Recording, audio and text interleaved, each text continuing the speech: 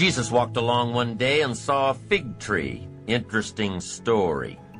And as Jesus looked suspiciously at this fig tree, he said to his disciples, "Does that fig tree have any figs?" Do you think that's an important question? I'm telling you, for a fig tree, it's an all-important question. Does it have any figs? His disciples said, "No, sir. Of all the trees you were to pick, this particular fig tree does not have any figs." The story says Jesus lost his cool. One of the few times he lost his cool. Why? I think to make a point. A fig tree without figs? It is unacceptable.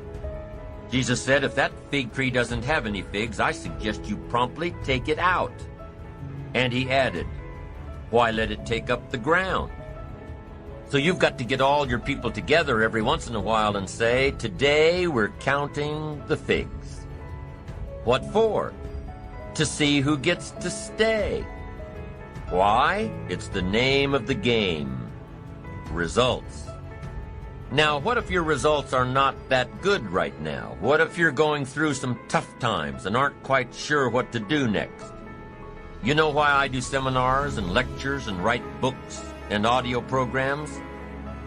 So I can attend them all myself, read it again myself, listen again myself. I don't do it just to hear myself talk, and I don't do it for the money. I do it because the teacher always receives the greatest lessons he seeks to teach others. What's the best way out of a blue mood? Talk somebody else through theirs. What's the best way out of a mental energy slump? Talk somebody else through theirs.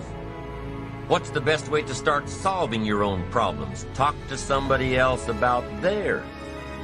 Why? Because when you start talking someone else through their blue mood or their mental slump or their problem, you'll hear yourself say amazing things.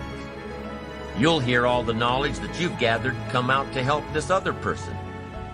And it will ultimately help you by hearing it again. It just works that way. It's often easier to tap our resources for somebody else than it is to tap them for ourselves. Sometimes defeat is the best beginning. Why? Well, for one, if you're at the very bottom, there's only one way to go: up. But more importantly, if you're flat on your back mentally and financially, you'll usually become sufficiently disgusted to reach way down deep inside yourself and pull out miracles. Pull out talents and pull out abilities and pull out desires and determination. When you're flat broke or flat miserable, you'll eventually become so disgusted that you'll pull out the basic essentials required to make everything better. And it's in the face of adversity that things begin to change, that you begin to change. With enough disgust, desire, and determination to change your life, you'll start saying, I've had it. Enough of this. No more. Never again. Here's where the miracle begins. I've had it. Enough. No more. Never again. These words and these thoughts really rattle the power of time and fate and circumstances. And these three things, time and fate and circumstances, all get together and say, okay. We can see that we have no power here. We're facing some major resolve. This guy's not going to give up. He's had it. He's done with all this nonsense. We better step aside and let this guy get by. Resolve. Inspiration through disgust. But a lot of people don't change themselves. They wait for change. Circumstances to change, the government to change, life to change. What'll that do? Not much. These poor unfortunate folks accept their defeats and wallow in their self-pity. Why? Because they refuse to take control of the situation. They refuse to take control of their life, their career, their health, their relationships, their finances. They refuse to take control and take responsibility and get sufficiently disgusted to change it. But if you are disgusted, if you are making changes, then I have some words to offer you. Your present failure is a temporary condition. It is only a temporary condition. You will rebound from failure just as surely as you gravitated into failure. Somebody once suggested to me in a bout of failure that I should tell myself that this too shall pass. I firmly believe that you're only given as much as you can handle, as much negativity, as much failure, as much disappointment. This too shall pass if you grasp for a new beginning, if you pull yourself up and move back into the world with a plan. So as foolish as it might sound, be thankful for your current limitations or failures, for they are building blocks from which to create greatness. You can go where you want to go. You can do what you want to do. You can become what you want to become. You can do it all, starting now, starting right where you are. A father talks about his daughter. She's gone through some pretty tough times. And as he tells it, she's a pretty tough person. He has a unique way of describing his daughter's situation, though. While most parents would be frantic, even of their kids who are grown and gone, this man just smiles and says that his daughter is like a frog in a jar of cream.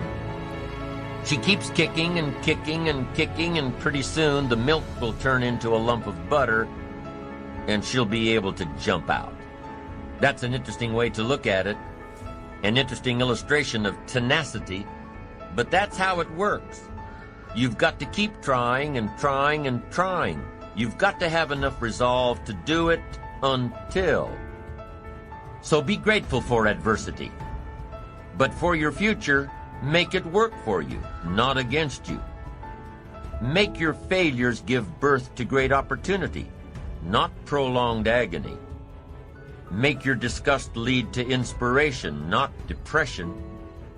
The world will willingly sit by and let you wallow in your sorrows until you die broke and alone.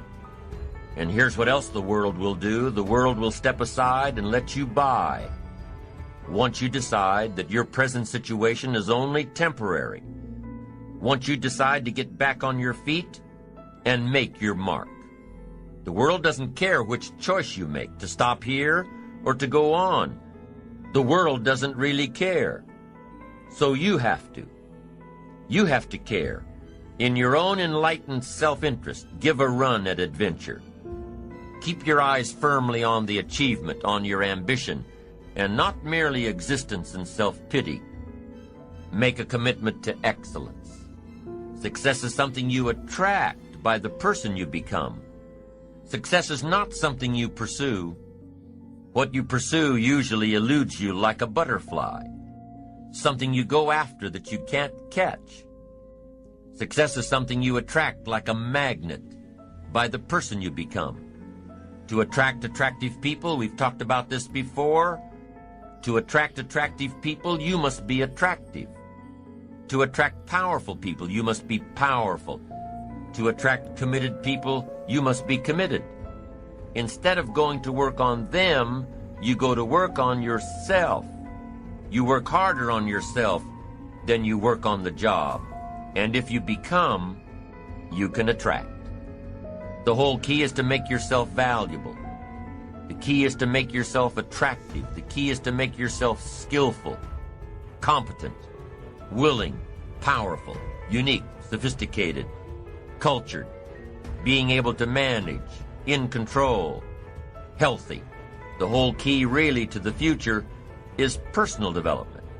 Because the greatest gift you can give to someone else is your personal development, self-development, self-investment. The greatest gift you can give is your own personal development. If I become 10 times wiser, 10 times stronger, 10 times brighter, 10 times more competent, think of what that will do for my success. If I grow, think of what that will do for my future. Self-development earns success. Self-investment earns respect. And the only way to make a better and better and better investment in your future is to become better and stronger and wiser and more competent. And the more attractive you become, the more attractive you are. And the more attractive you are, the more you attract success. self-development, self-investment attracts success. That's powerful.